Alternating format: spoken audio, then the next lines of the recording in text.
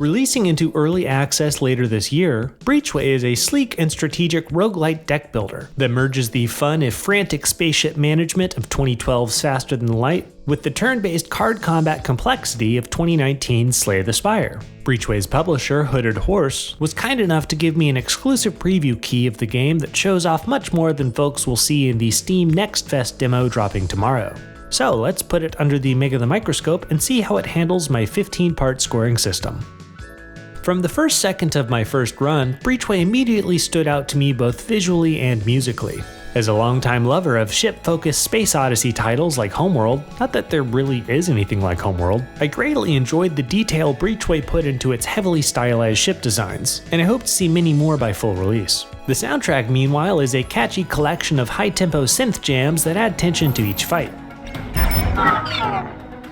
And fight you shall. For at this stage, Breachway is about 95% combat with a sparse sprinkling of random events and maintenance outposts scattered about each map.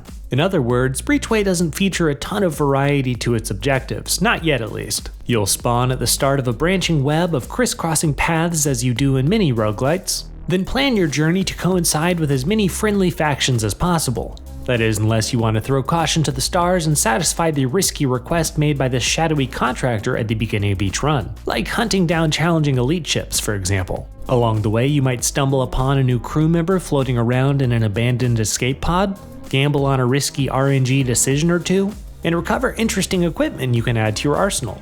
Speaking of, combat consists of one-on-one battles between you and a ship, which is really just another deck of cards, each with the end goal of carving through hull points and shields.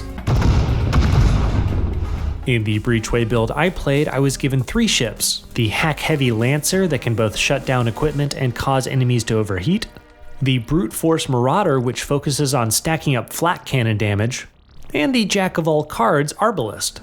Of these, the Arbalest was my favorite, probably because it was the only ship I was able to beat the dang demo with. It comes equipped with a pulse laser full of precision armament that can individually target enemy equipment, thereby shutting said cards down for a few turns until they're repaired. It also has a shield generator, and shields are incredibly important, but will have an effectiveness each turn, meaning you'll need to time when best to activate them based on when your opponent's attack cards power up, evidenced by these little increasing pip marks here.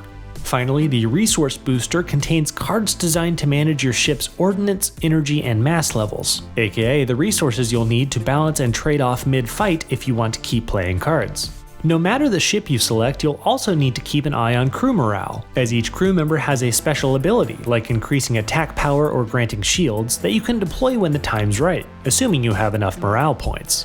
Pull it all off and you'll walk away with a stack of credits and or a new card at the end of each fight, thus allowing you to build the ship deck of your space dreams. As far as pre-early access is concerned, Breachway's combat is pretty darn good, and this 4 out of 5 seems destined to mature into a 5 as the developer continues to add more playable ships and enemy types. As is, I felt like I was fighting maybe 3 iterations of the same enemy, that is, until encountering elite enemies who, along with the at this point single boss in Breachway, will probably kick out your teeth the first few attempts.